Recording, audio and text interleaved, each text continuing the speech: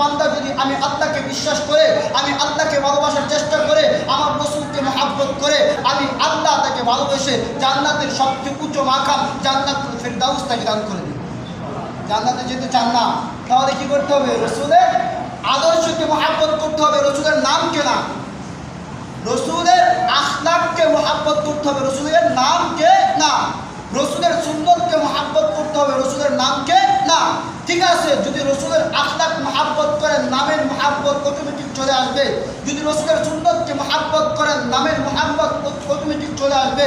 যদি রাসূলের কাজকে মহব্বত করেন, নামের মহব্বত অটোমেটিক চলে আসবে। তাহলে আমাদের করণীয় কি?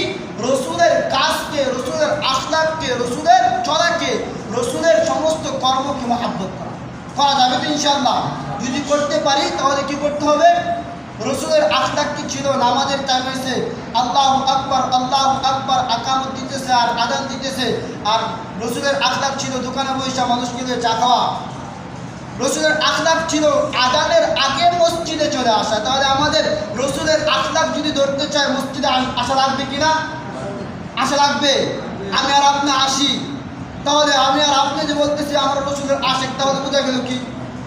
তাহলে বোঝা গেল কি আমি আর আপনি রাসূলের আশিক হতে পারি না, রাসূলের আশিক হতে পারি না। রাসূলের আশিক কখনো নামাজ ছেড়ে টিভির সামনে বসে থাকতে পারে না, রাসূলের আশিক কখনো নামাজ ছেড়ে তাস খেলতে পারে না, রাসূলের আশিক কখনো নামাজ ছেড়ে গল্প গুজবের মধ্যে লিপ্ত হতে পারে না, রাসূলের আশিক কখনো নামাজ ছেড়ে কাজের মধ্যে লিপ্ত থাকতে পারে না, রাসূলের আশিক কখনো নামাজ ছেড়ে কর্মের মধ্যে লিপ্ত থাকতে পারে না, রাসূলের আশিক কখনো নামাজ ছেড়ে স্ত্রীর সাথে কথা বলতে পারে না, রাসূলের আশিক কখনো নামাজ ছেড়ে বন্ধুর সাথে কথা বলতে পারে না, রাসূলের আশিক কখনো নামাজ ছেড়ে চাকরির চিন্তা করতে পারে না, রাসূলের আশিক কখনো চাকরি বাঁচানোর জন্য নামাজ ছাড়তে পারে।